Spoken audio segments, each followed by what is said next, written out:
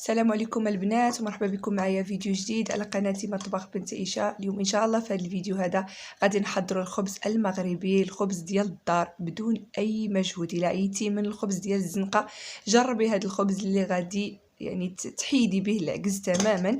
يجيك ساهل كما كتلاحظوا امامكم. النتيجه راه كيجي بحال اللي تقول مدلوك شي نص ساعه. رائع جدا جدا، النتيجه ديالو مبهره. نخليكم تكتشفوا المكونات السهله وايضا الاسرار باش ينجح معكم الكيك وجميع المراحل.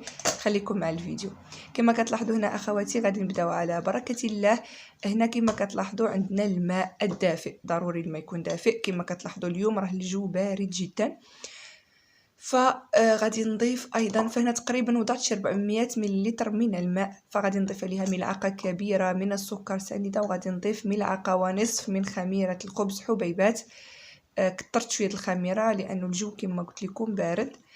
وهنا غادي نجيب الزلافه باش غادي نعبر المكونات باش تجيكم العمليه سهله وواضحه. كما كتلاحظوا هنا وضعت زلافه ونصف من الفينو او الدقيق السميد الرطب جدا اللي هو الفينو، دقيق القمح الصلب. فكما كتلاحظوا هنايا هذا هو اول سر في هذا الخبز هذا، اننا كنخدموا داك دقيق الفينو مع الماء بهذه الطريقه هذه. يعني ماشي كندلكو فقط، كنخلطوا السميد هو الاول في الماء لانه باش كيتشرب لينا شويه من داك الماء كما كتلاحظوا.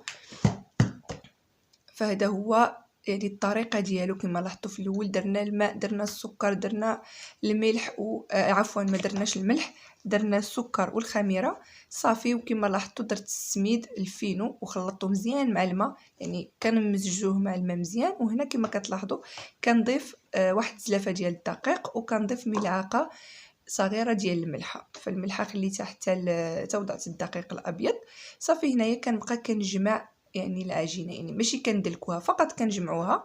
وكنضيفوا هنايا الماء بالتدريج، يعني الماء كنبقاو كنضيفوا على حسب الخليط. كما كتلاحظوا يعني تقريبا انا استعملت هنا في المجموع ديك 550 ملل حتى 600 ملل ديال الماء. انا درت العجينه شويه خفيفه. بالنسبه للبنات اللي ما كيقدروش يتحكموا في العجينه خفيفه يديروا ناقص شويه الماء باش من بعد من يقرصوها تسهل عليهم، تجيهم العجينه شويه متماسكه. فهنا كما كتلاحظوا كنضيف الماء على حسب الطلب ديال العجينه. فكما كتلاحظوا العجينه ديالنا كما قلت لكم راها مرخوفه مزيان بهذه الطريقه هذه باش تجي لنا الخبز خفيف وكيجي مثقب بحال الشهده.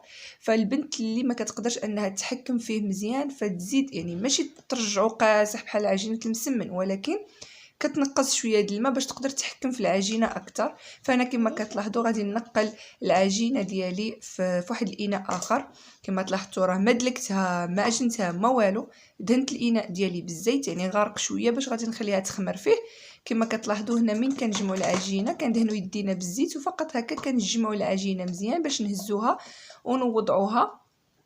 كما كتلاحظوا هنايا في في الاناء الاخر اللي غادي نخليها تخمر فيه غارق، حيدتها من القصريه صافي. هنايا غادي نغطي العجينه ديالي بالبلاستيك الغذائي.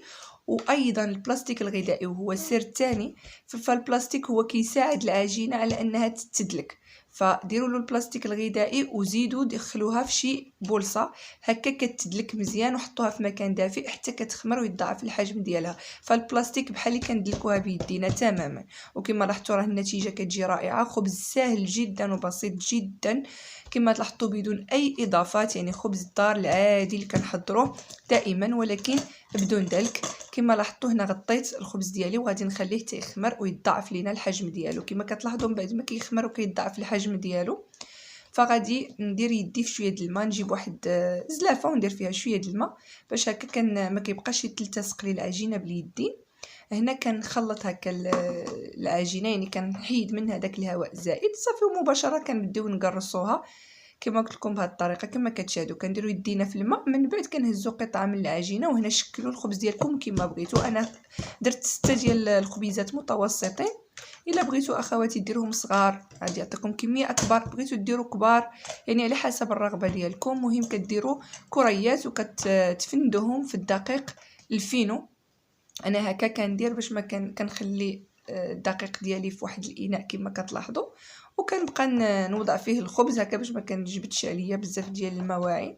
فصافي هنا كما كتلاحظوا كنفند الخبز عادي، يعني كما كنحضروا دائما الخبز، يعني كنقرصوه كنوضعوه مباشره في اللاطه اللي كتدخل للفران.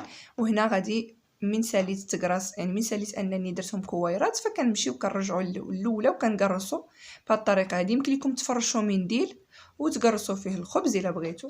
صافي هنايا كنقرص الخبز ديالي مزيان بهذه الطريقه هذه. فكما لاحظتوا انا الصواني اولا لاطاس ديال الفران عندي شويه صغار، عندي الفران الكهرباء، واللي عندها الفران ديال الغاز راه كتكون اللاطه يعني ديال الفران ديال المغرب، فكيكون اللاطات عنده كبار وهو راه كيجي فيهم الخبز يعني كيجي كتهز يعني كميه اكبر ديال الخبز.